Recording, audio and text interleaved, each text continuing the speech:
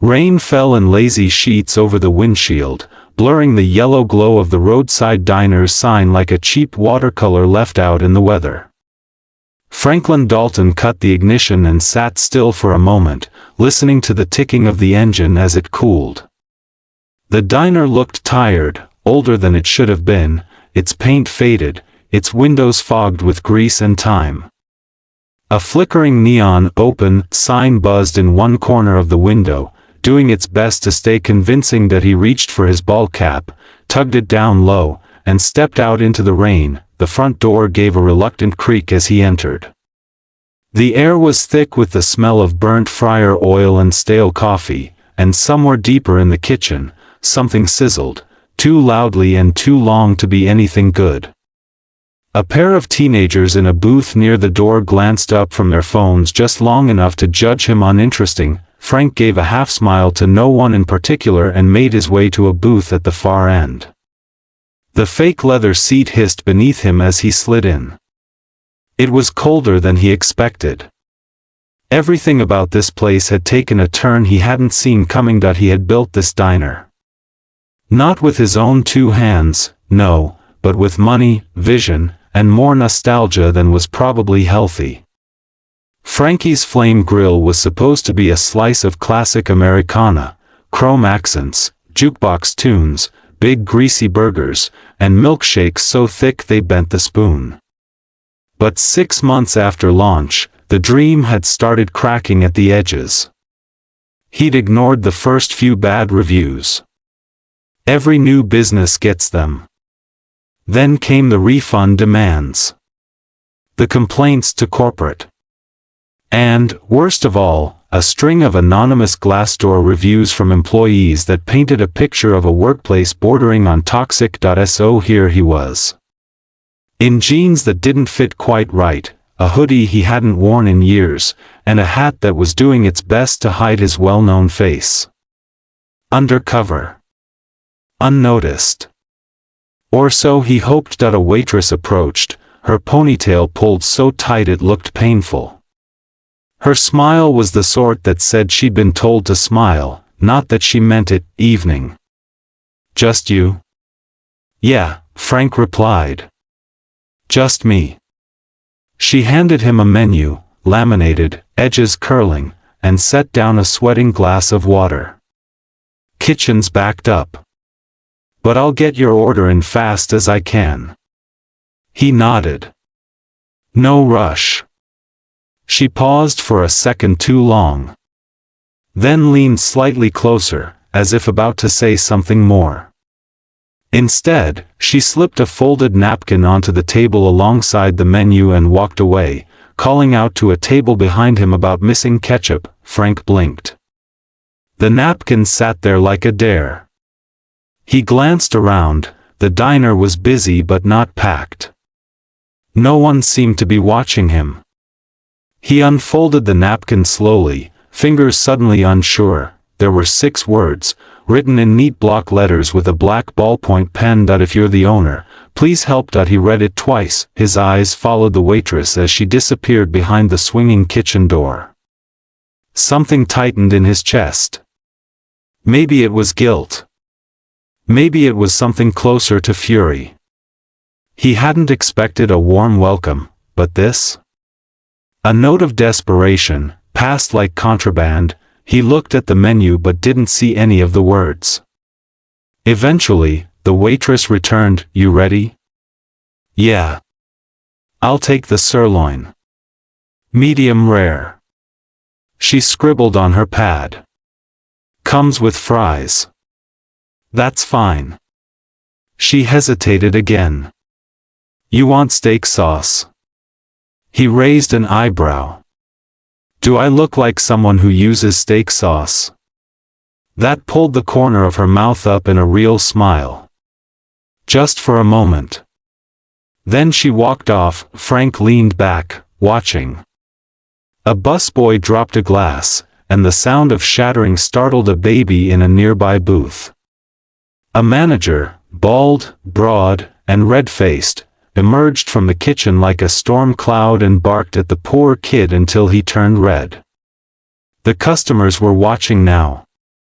The air grew tenser, quieter, until the manager clapped the kid on the back with a force just shy of cruel and stormed off again, muttering. Frank's jaw clenched, his mind was racing. He didn't recognize the manager, hadn't hired him. Probably a replacement hired by the general manager, who'd assured him everything was running smoothly. If that was smooth, Frank was a fire hydrant. The steak arrived 10 minutes later, suspiciously fast. The fries were limp. The meat was gray. The waitress, her name tag said Maya, stood beside the table, shifting on her feet. "Let me guess," Frank said, poking at the steak, "chef special today?"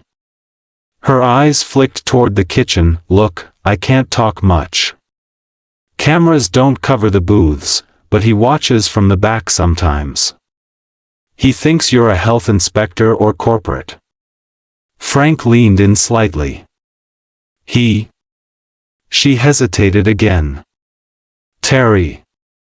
Night manager. Hired a month ago. Thinks he's a god. And this is how he treats staff." Maya looked down at her shoes, then back up. "Worse than you've seen. He cuts hours if you talk back. Took tips from a kid last week, said it was to cover broken dishes. Calls women sweetheart and princess and says it's just his way." Frank didn't interrupt. "Let her keep talking. I've been here since opening," she continued, voice low. "I believed in this place. But lately, he's turning it into something ugly." Frank picked up his fork and stared at the overcooked slab of meat. "No offense, but this is a disgrace." "I know," Maya said. "He told the cook to rush it. Said no one real orders medium rare anymore." Frank exhaled through his nose. He should have seen this coming. He'd gotten too comfortable after the launch, hired people to handle the day-to-day, thinking the vision would carry itself. But without oversight, vision curdled. "I just want to work somewhere that isn't a daily battle," Maya added quietly. "I've got a 5-year-old. I work double shifts. And now I'm scared every night I'll come in and he'll find an excuse to fire me." Frank nodded slowly. "Thank you for the note." She glanced around and stepped away before he could say more. He stayed in the booth longer than necessary, pretending to nibble at the food, watching everything. Terry reappeared twice, once to berate the kitchen for too much smoke, then again to flirt with a waitress who looked like she wanted to melt into the floor. He was loud, crude, confident. Frank took in every word, every gesture. Eventually, he paid, left cash, and slipped a second note beneath the plate. "Hold tight. Things are about to change." He stepped back out into the rain, letting it wash over him for a second before climbing into his car. The interior smelled faintly of pine air freshener and coffee. The windshield wipers screeched once before clearing his view. He looked back at the diner. At the flickering neon. At the dream that had soured in the hands of someone like Terry. Frank didn't know everything yet. But he knew enough. This wasn't just about bad service or poor management, this was personal now. And if Terry thought he could run Frankie's Flame Grill like his own personal playground, he was in for a surprise. Frank turned the key, engine rumbling to life. It was time to come back, not as a stranger in a hoodie, but as the man who built the place, brick by stubborn brick, and this time, no one would see it coming. Frank sat in his truck the next morning, parked a few buildings down from the diner, watching the early shift workers file in through the back. The sky was still the kind of pale gray that looked half awake, and the street was quiet except for the occasional hiss of a passing car. A half-empty coffee cup steamed in his hand, barely touched. His mind wasn't on caffeine. He'd spent the better part of last night reviewing his hiring records, shift logs, and manager evaluations.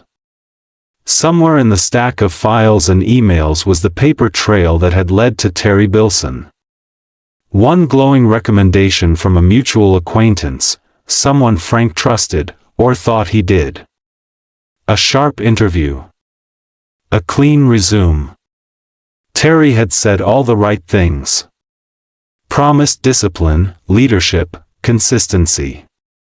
Said he believed in building a family culture. Frank cursed under his breath as he watched the back door swing open again.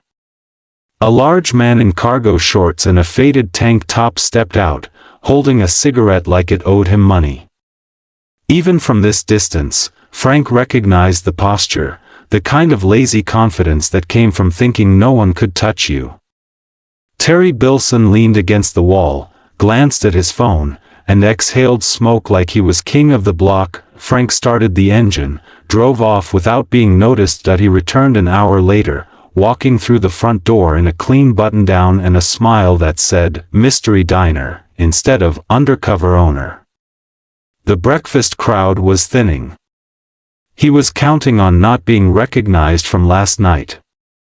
Different outfit, new seat.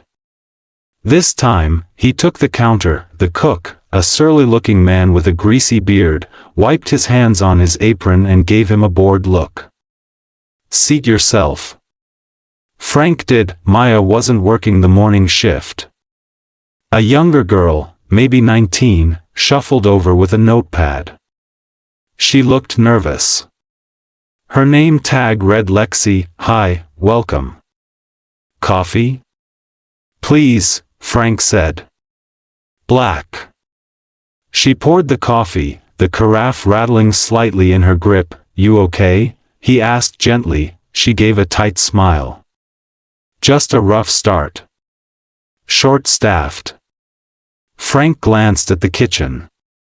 The bearded cook was now pacing near the grill, clearly annoyed. Orders backed up. No dishwasher in sight. A couple at a booth were already starting to look impatient. "Where's the manager?" Frank asked, casually. "Out back," she said, then hesitated. "Or maybe still in his truck." Frank didn't push. He sipped the coffee. It was burnt. 20 minutes later, Terry finally swaggered in through the back, sunglasses still on, a to-go cup of something fancy in hand. He spoke loudly to the cook, slapped his back hard enough to jostle a hot pan, and laughed as the man winced. Then Terry noticed Lexi struggling with the register and stomped over. "You enter the order under code 3 again," he barked. Lexi flinched. I thought that was for combos." "That's for carry-out combos. You know that. We've been over this." His voice was too loud for the space, and people turned to look. "Why don't you write it down? You got a little notepad, don't you?" "I'm sorry," she said, almost whispering. "Sorry doesn't fix my system reports." Frank watched it all, silently boiling. Terry didn't correct, he humiliated. Didn't guide, he dominated. Terry eventually noticed Frank sitting at the counter, eyeing him coolly. "You new around here?" he asked, walking over with a smirk. "Passing through," Frank said. Terry gave a mock salute. "Well, I'm the boss, so if you need anything, good service, strong coffee, winning lottery numbers, just holler."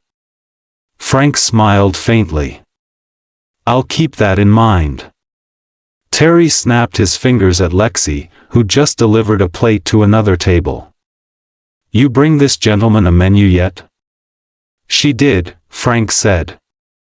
"It's okay."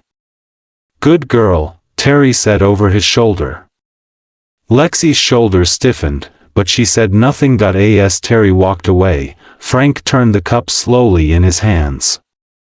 He didn't expect sainthood from his employees, but this was a rot. The kind that spreads when left unchecked. He stayed through the morning rush, watching. The dysfunction unfolded like a play with too many bad actors and no director. The cook yelled. Lexi cried once in the supply closet. Terry vanished for stretches of time, only to return with new rules no one could follow. When Frank finally left, he drove straight to the small regional office he'd set up during the launch of Frankie's Flame Grill. He unlocked the filing cabinet himself. Found the application and onboarding paperwork Terry had filled out. A few references. One previous job at a bar and grill chain that had closed a year ago. Nothing stood out. Then he pulled the employee handbook. A single clause stared back at him. Management must uphold brand conduct standards as defined by Section 7.1, respectful leadership, employee safety, and customer service ethics. He wrote a note to himself to review surveillance footage. If the cameras were still functional, back at the diner that evening, Maya was on shift again. When she saw Frank, a flicker of surprise crossed her face. "I wasn't sure you'd come back," she said quietly as she handed him a menu. "I wanted to try the burger," Frank replied. "See if it still holds up." She smiled, but it didn't reach her eyes. "I'll put it in." He waited until she returned. "Was today any better?" he asked. She glanced around. "Depends on what you mean by better." Terry made Lexi clean out the grease trap with no gloves. Said it was initiation. Frank's jaw tightened. "And no one said anything?" "We're all afraid to. Last guy who complained didn't get any shifts the next week. Then he just stopped showing up." "Do customers ever complain?" She gave a humorless laugh. "A few. But Terry smooths it over. Gives them free pie and promises changes. Nothing happens." Frank sat back in his seat. He could feel the shape of the plan forming in his mind, slow and solid. He would need to be smart. Quiet. But not passive. "Not anymore." Maya hesitated before walking away. "Look, I don't know who you are. But you don't seem like a regular customer." Frank looked up. "What makes you say that?" "Because you're actually listening." He gave a small nod. "Maybe I'm just someone who cares about good food and decent people." She offered a faint smile. "Well, there's not many like that around here lately." He ate the burger in silence. It was overcooked, the bun soggy, the lettuce wilted. The place was falling apart, and it wasn't just the food, it was the culture. The tone Terry had set was poison. And unless someone removed him, it would take the whole place down with it. As he left, Frank watched Terry laughing with two guys at the end of the counter, regulars, maybe, or friends from outside work. He had a beer in hand. Technically against policy after 5 p.m., but clearly not a concern for him. Frank walked past without a word. He wasn't ready to confront Terry. Not yet. But he was getting close. By the time Frank was back in his truck, he had already made a list. People to talk to. Shifts to observe. Policies to verify. One of the hardest things about being the owner was knowing when to act and when to wait. But if he waited too long, he'd lose the good people still holding on, and if Terry thought he was untouchable, Frank planned to change that, quietly, methodically, and with precision. He didn't need drama. He needed results. Frank spent the next few days as a shadow in his own business. He came in at odd hours, sat in different corners, ordered variations of the same tired menu, and kept his conversations light. He made notes discreetly in a small spiral notebook he carried in his jacket pocket. Staff had mostly stopped paying him much attention, assuming he was either a mystery shopper or some eccentric food blogger too polite to take photos. Each visit confirmed what he feared. The diner's foundation wasn't just cracked, it was crumbling. The good workers, like Maya and Lexi, moved like they were navigating a minefield. They kept their heads down, didn't linger when they talked to customers, and never made eye contact with Terry unless they had to. The energy in the diner felt nervous, brittle. People smiled only when it was absolutely necessary. Terry, on the other hand, was comfortable. Too comfortable. He barked orders with no follow-up. He mocked the busboy's stutter in front of a full lunch crowd and laughed at his own joke louder than anyone else. He handed out petty punishments with no consistency, cut someone's shift, changed someone else's time card, docked tips for team errors. Frank watched him make up rules as he went, sometimes within the same conversation. Every abuse, every slight, went unchallenged. The other workers had already decided it wasn't worth the fallout. Frank tried to approach it reasonably at first. One evening, as he was leaving, he stopped Terry at the door and asked, in a tone of casual curiosity, "How do you think the night shift's been running?" Terry smirked. "Night shift's the best one, man. Mornings are a mess, but I keep this place tight." Frank nodded. "You ever think maybe folks are burning out a bit?" Terry laughed, shaking his head. "Look, these kids. They don't know real work. You give them a little pressure, they fold like lawn chairs. But that's the job. They toughen up or move on." Frank didn't reply. He just gave a tight smile and left. That night, he went through the surveillance files. The footage was uneven, some cameras were dusty or poorly aimed, but what was visible was damning. Employees being berated in plain view. One server crying near the register after being humiliated during a rush. And Terry, in multiple instances, shoving handwritten tip slips into his own pocket after claiming the card machine had glitched. It was more than just bad management. It was theft.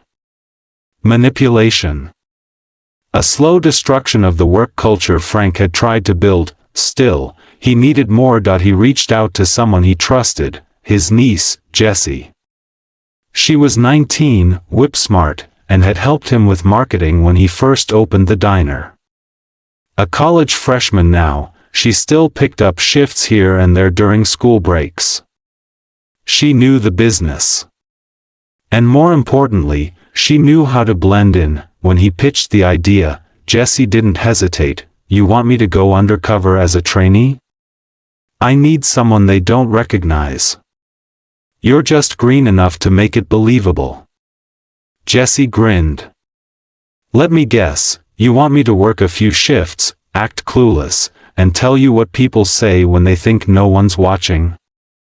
"More than that," Frank said. "I want you to see how Terry treats people who can't push back." Jessie started that Friday night.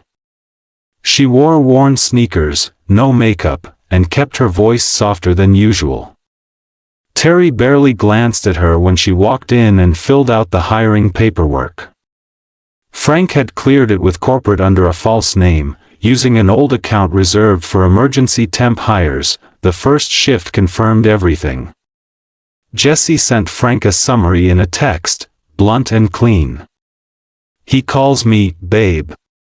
Told me I'd earn better tips if I learned to smile more. Kitchen is chaos. Maya's doing two people's jobs. Terry told Lexi she should work on her eye contact.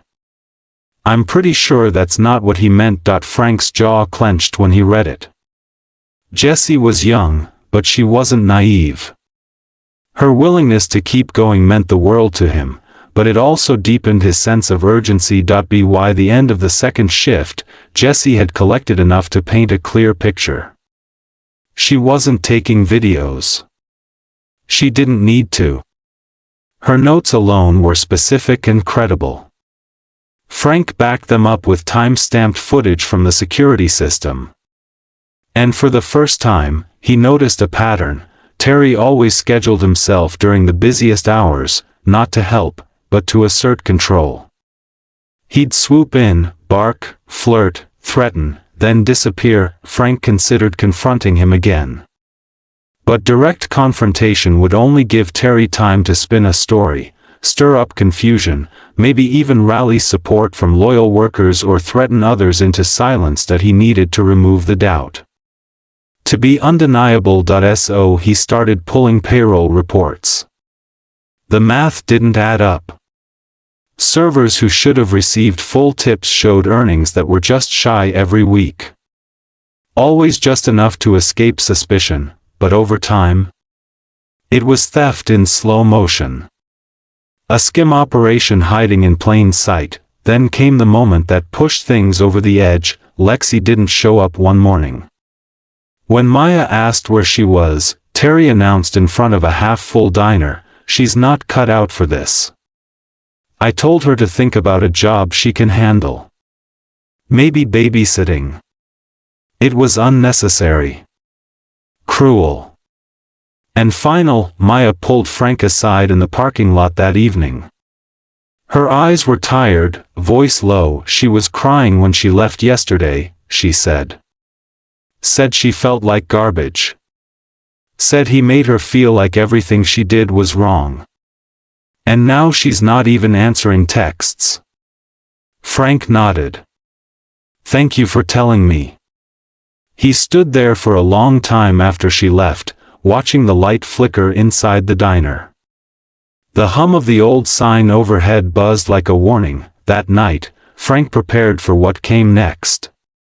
He gathered every piece of documentation, footage, shift reports, pay records, written complaints that had gone unaddressed. He called his legal advisor to confirm everything was solid.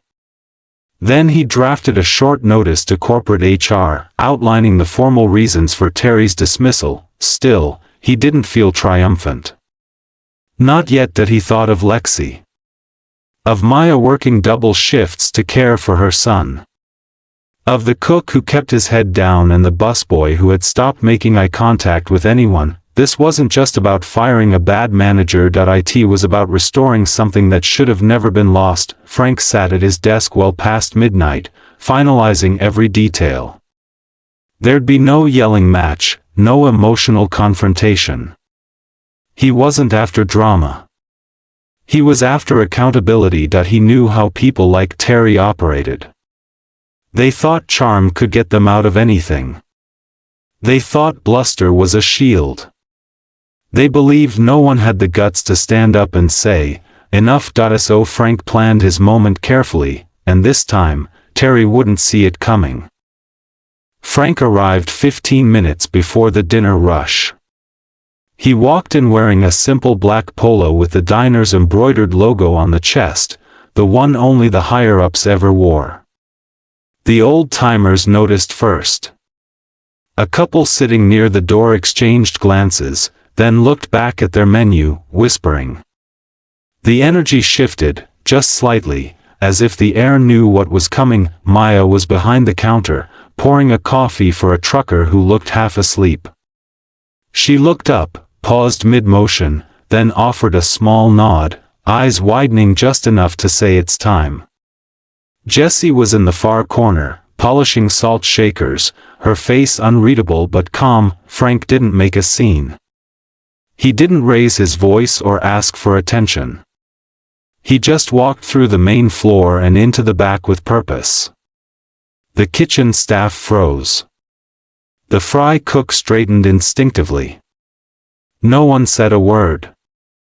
Frank passed them and pushed through the swinging office door where Terry was leaning back in a chair, feet on the desk, scrolling through his phone. Terry didn't even look up. "Hey, if it's another food delivery, drop it in the prep area. I'm busy." Frank shut the door behind him. "Get your feet off my desk." Terry's head snapped up. There was a long pause. Recognition dawned slowly, like fog lifting from a pond. His expression shifted from confusion to a flicker of alarm, and then, just as quickly, to arrogance. "Well, I'll be damned," Terry said, chuckling. Didn't expect to see the big man himself crawling in through the side door. "I didn't crawl," Frank replied. I walked in through the front. Just like everyone else. Terry sat forward, setting his phone down but not turning it over. So what's the story? Surprise inspection? I gotta say, you've got nerve showing up now, after months off the radar. I've been holding this place together. Frank raised an eyebrow. Is that what you call it? You're welcome, by the way.